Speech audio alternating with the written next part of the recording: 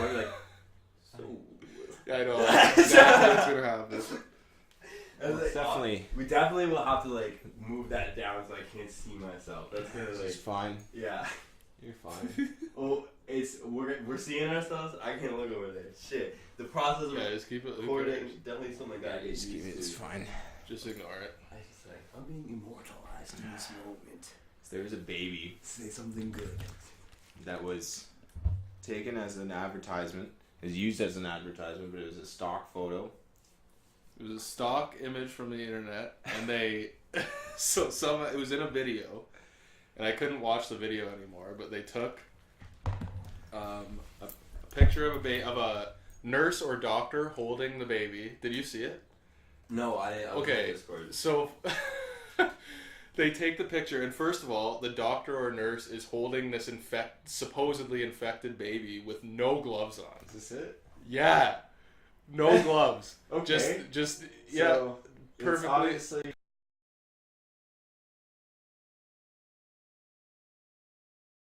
And it was in a video. It was at like the 3-second mark or something. NBC News. Jesus Christ. Wow. Yeah. Is this NBC? So why the fuck are you having to manufacture a crisis? Like, what the fuck is going on? Oh. Where you have to go to that length. Well, there's a measles outbreak. No, I know, but like then. So why that? Because this is just gonna cause. Let's say you're like, whatever you are with vaccines. Now this is just gonna. Whoever sees that and you are like super pro vaccine or whatever, you're gonna have questions too. Like if you're gonna see that and be like, wait, like. Why is that being manufactured? Like, there shouldn't, if there's an actual crisis, like there shouldn't be. News shouldn't have to do that. They should just report like what's happening. Like it doesn't make sense to me. I heard that the cause of the measles outbreak in the United States wasn't. It might not have been a result of. It wasn't unvaccinated. CDC themselves admitted it. It was from people coming back from other countries, who were bringing it with them, from those said countries. Fuck, I was reading all about it today. That's pretty intense. So how do you think that'll affect the future of vaccines? I know right now it's like pretty much you have to be vaccinated it's not gonna to attend public school, right? No, you don't. Oh, you don't? It's not mandatory? Wait. I guess there are different nations. There are probably different ones. I'm pretty sure you can still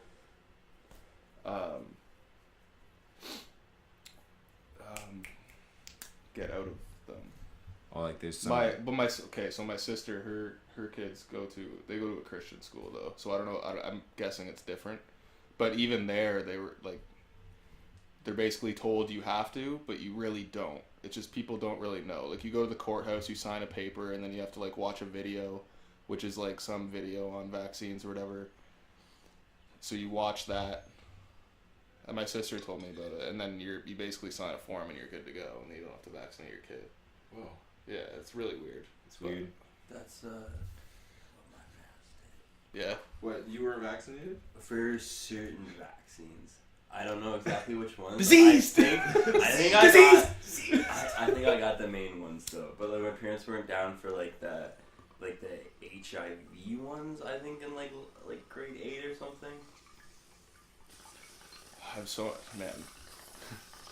There's so much on this topic, but I'll butcher all of it. Cause I'm not like. If you want to talk vaccines, man, my sister would be the person to talk about. She knows so much shit about them. It's unbelievable. But like, I remember like my mom had like a lot of conversations with like her family doctor, who had like opinions on certain vaccines and like. And it's not okay. So my sister, she's not anti-vax. That's what drives her nuts. Like she's not anti-vaccinations. She understands that certain vaccinations need to be a thing. Yeah. You need to vaccinate for some things. But like, if you look at charts, whatever, over the years, like there's been a number of vaccines just added to the list, and that's all just to do with big pharma. Yeah. Like I'm gonna butcher everything I'm saying because I don't have like precise details and facts, but like that's all from big pharma, man. Look up if you wanted. I can look it up. You could look up okay. he's on Fox News, so you gotta fucking take it with a grain of salt. But he's legit. Robert F. Kennedy Jr. Let me. I'm not anti-vaccine, but we need more analysis. Yeah. This might be it. I think he was talking to Tucker Carlson. I'm not. Do we have an ashtray up here? I'll go get one. He's hard to. Well, it's 5 minutes. I can grab it. Is it on the table down there? I'll grab it, dude. You might not be able to find it. Medical experts insist that vaccines are generally safe. There's no link between vaccines and autism. That is widely accepted, but not universally. President Trump Can't even sit through fucking 5 minutes of Fox. Yeah, I'm sorry. God. You don't have to. I don't know if I can. When RFK starts talking, it actually is pretty interesting though, because he brings up the whole big pharma spiel. anti-vaccine, you say you vaccinate your own children, but you have concerns. Tell me first what the reaction is when you tell people you're skeptical of the vaccine regimen in the United States. Well, like you said, I'm pro-vaccine. I've never said He's hard to- anything anti-vaccine, but I read the science, and the science is very clear that I'll go get an ashtray. You guys trip out to that shit. is that the vaccine regimen changed dramatically around Here we go. 1989. The reason it changed, Tucker, is that Congress, drowning in pharmaceutical industry money, did something they've never done for any other industry. They gave blanket legal immunity to all the vaccine companies so that no matter how sloppy the line protocol calls, no matter how absent the quality control, Well. So he's pretty much critiquing the fact that they're just giving a big blanket okay Yeah. to the CDC. Yeah, so they are accountable to no one. No one. Like that's strange. So that's they- not good. If they ever make a mistake, it's like, oh, no big deal. Yeah. So an agency like that should totally be accountable for like everything they do, in my opinion. Like you can't just like be running free. Next thing you know, you have fucking mad scientists running around like creating God knows what. It's nuts. And the controlled opinion online too. I guess YouTube has introduced algorithms, which I don't think this has taken effect yet, but it's gonna like label videos that are like conspiracy theory or like fake news videos. They're gonna be like labeled, and then who decides what fake news is? Well, Yeah. it's like if you are like skeptical of anything, like even especially the vax thing. Like I've seen that already. It's like there's a huge push to destroy that argument altogether. Anyone who questions anything, and then they'll be mandatory, and then that'll be that. Yeah. I think they're gonna be like mandatory within I don't know. Well, hopefully they can 5 years. Hopefully they get the formula right. Yeah. There's a whole lot with this topic, man. It's I fucking don't- it, It's nuts. it's deeper than you think. What really drives me nuts with this though is like the harshness of pro-vax, like the memes you see and shit, and how harsh people are towards like, let's say like anti-vax kids or vaccine hesitant parents or kids or whatever. It's like It doesn't look They're like just people fucking trying to win an argument. No. You know? It doesn't feel like someone who's like appealing to reason. They're like, you're so unreasonable, and then Yeah. like take on like a mob mentality that they have pitchforks and torches. They call it irrational. have you and Yeah. They don't explore the reasoning. guys seen Just a light. have you guys seen Dr. Peter Hotez, I think his name is. Dr. Peter Hotez. He was on JRE, and he's a vaccine scientist, and he was mad that his pro-vax book was being outsold by like anti-vax books or whatever, and so he goes on Joe Rogan and he starts saying that Joe's trying to tell him, fuck, I can't speak. Joe's trying to tell him, hey man, like, why don't you have a debate? Why don't you have a debate with like the anti-vax movement if you're so credible and whatever? And he's like, well, we can't do that because if we debate these people, we are automatically acknowledging that their sources are credible and that they're a credible movement. So we can't debate them. We have to shut them down. And Joe's like, okay, but you could say that about anything. Exactly. So he's like, Yeah. you can't do. So if your argument is so sound, why would you do that? Why not debate them, shut it down, and end the whole thing forever? And that Like will- what? Why yeah. not? And then he's like, well, he would still go. He would constantly just be like, no, we can't do that, Joe. We can't make them credible. And then he said he wanted to ban the sale of books that were like anywhere relatable to like anything anti-vax. Like science He under wanted, fire. yes, pretty he much. wanted to ban them because he said the science on vaccines is settled. That's it. No more talk about it. Done. All So vaccines. you can't just all the same. then you can't just start banning books, dude. So now he's just an idiot. That's what's happening. In my opinion, it's That's like, what's dude, happening. there's a good Truthstream Media video about him. It's funny as fuck because it's just like this guy. Like I can't believe some of his arguments. Like Shout out Truthstream Media. I guess. Oh man. Can I have the bizzle there? The bizzle, yeah. Get down the Here bill. it is. Yeah, it's weird that they have to like that they can claim it's like okay if we debate them then we have to accept their sources as credible, like that's an assumption that their sources are going to be okay. Well, why don't you explore that? Why don't you look at both sides? And then when you see where they've got their information from, decide whether or not that's credible. And then that introduces a whole other thing where it's like, well, what is credible information anymore? Because so many people are bought and sold. Yeah. Like the mainstream news outlets. Oh, yeah. Man, I saw BuzzFeed actually report something completely fake, and it was like you could check within minutes of seeing this thing. BuzzFeed reported it was during the Notre Dame fires, the cathedral in France that was burnt. There's like a huge section of it that was like on fire during some construction. There's still like a lot of speculation around like what exactly happened, but there are videos on a France news network. I think it was like France CP24 or something, and then there's also like Al Jazeera France. These networks were like streaming live footage of the building like on fire, and there were people reacting, haha. Yeah, I've seen that. Yeah, I've seen right? a screenshot of those reactions. And I saw that through a Paul Joseph Watson video. Yeah. I'm pretty sure he's like ex-Infowars Yeah, or whatever. And then so BuzzFeed like not only they had an article where it's like no one is reacting, no one is laughing like with smiley faces to like this video, and Paul like I'm pretty sure they named Paul Joseph Watson explicitly and like called him out for being a liar.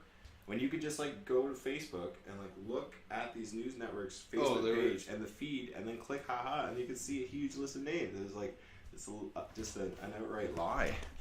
It's not PC, bro. Not PC. Not PC, not okay. Totally not.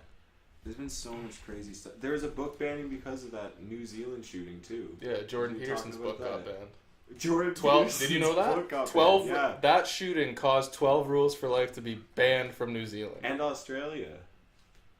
Clown world. Clown world. It's ridiculous. Did you watch the Zizek Peterson thing? No, I haven't.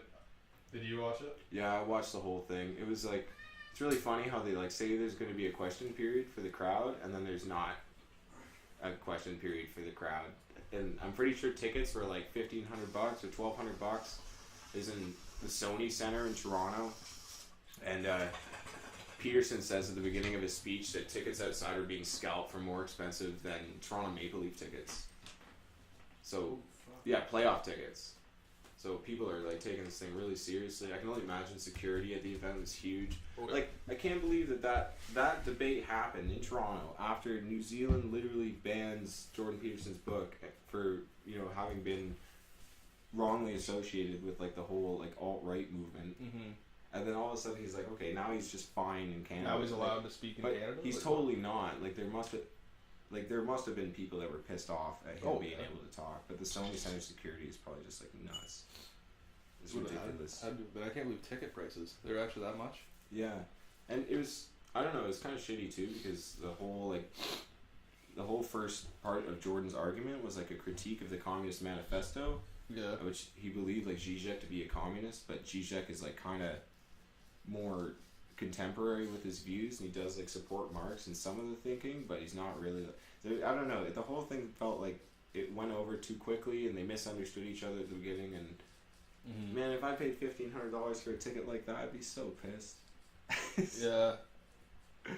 But, wasn't it about were they debating happiness? Yeah, they were talking about happiness, and a lot of what they talked about was how like happiness is not something just to strive for as like your neutral like way of feeling. It's like they're talking about, it's like it's not a thing in of itself, but it's a byproduct of taking on something of meaning to you. Like once you do something, you know, that actually means something to you, that aligns with who you are and your destiny, then there's a byproduct, which is happiness. And yeah, I think they compare a little bit about like hedonistic happiness compared to like the actual like happiness of ultimate meaning. And oh, I see. yeah, I should watch it. yeah, it's pretty long. Isn't it like 2 hours? It's like 2.5 hours or something. It's like What's the, like, I don't know much about the other guy. Slavoj Zizek? Yeah, Like, is this guy? I don't really know too much. Is he a communist? I think he is, yeah. But like, what does that mean these days? I don't know. I'm just. I know he has an. I just saw something that they were debating. Like, you kind of mentioned already, but it was like this article was chopping it down to like capitalism versus Marxism or something, and I was like, okay, I don't know. Yeah, I don't know. It's I that's like I'm really that's vague as fuck. I'm actually upset because Zizek's really hard to understand. He has like an excessively runny nose, and like his accent's really thick. And but ultimately they talked about, like, Jordan Peterson dropped the whole thing. He's like, "Oh, capitalism. It's not, you know, it may not be a great economic system, but it's the best one we've got." And then he goes on to talk about it's like how poverty around the world has been reduced by, you know, X% like in the last couple of years, and this is all because capitalism is creating like so much division between the upper and lower classes. Like the lower, like not only are the rich getting richer, but the poor are also getting richer, even though the division between the classes is increasing. So it's really interesting to just, you know, we think about like having, you know, making like $1,000 a month is like not being all that well off, but there are a lot of people in the world that are like living on less than $1 a day. And I guess those are the people, if you think about capitalism as like a global economic system where countries send each other aid, and that's what Peterson was sort of like talking about, and how capitalism, we probably shouldn't dismantle it because the rest of the world's going to be pretty fucked, and you know, you're pretty well off. Like, well, that's like when I went to Dominican, man, they were all like, when I went on that safari tour or whatever, and we're like driving through this little town, it just looks like trash. Like, well, obviously, like it neighbors with Haiti, like they're one of the poorest countries ever. So, anyway, but he was saying, he's like, some of these people, like, they'll leave their houses. They leave with like no money in their pocket. They have nothing, like maybe $1, and everyone there is happy, man. Like, I didn't run into one person that was upset, angry, or pissed off. Everyone just seems like they're good to go. Like, no one's striving to have this promotion or this raise or this, like, there was just, it is what it is. Peterson was talking about how, like, after you make a certain amount of money, like, to cover your base needs and a few like leisurely items, I think he said something somewhere around 65,000. There's like a big study on. I'm not sure if it's the one that he's quoting on. There's like a few, yeah. But they did like a correlation between money and your just like day-to-day happiness. Yeah. And they found that it was like it did make a difference, but it kind of stopped. Like, at least I think there's most people in cities at 65,000 salary. Then you kind of calculate happiness, because they basically, you could afford a nice house, mortgage, and do coffee every morning, and you had like stability. So if you had stability, it was easier to maintain. That's what they found. But with the study, they also found that if people who made like over $100,000, who are older, said something like even they scored higher in the fulfillment section, I guess. There's because they kind of split experience. It up. Yeah. Things they've done. Yeah, but for the most part, yeah, it was like kind of capped. Yeah, I was under the understanding that like overall happiness doesn't really increase a significant amount after $100,000 annually. Yeah. It's like if you have that, then it does increase on the way to that, but as soon as you go over top, it's kind of like you peaked. Like, you don't need any more money than that. And man, did you see Bernie Sanders on Fox News? No, I haven't seen that. You know about it though, eh? I know about it. I haven't seen it though. So he goes on for an hour and he talks to fucking these two Fox News hosts, and he's just fully like returns to like old school Bernie, where he's like, we need free healthcare for every American citizen.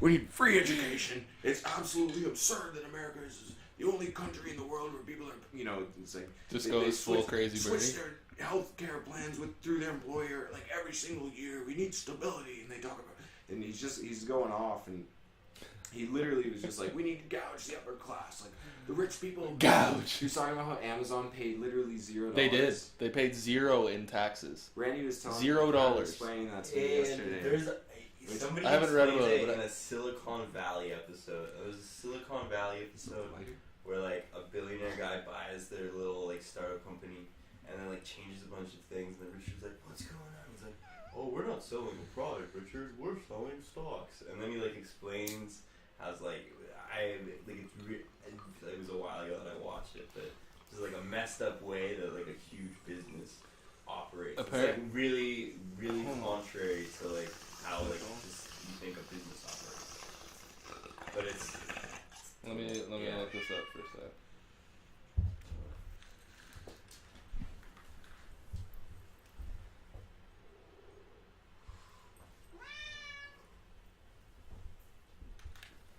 I read that Amazon would have paid, I think it was like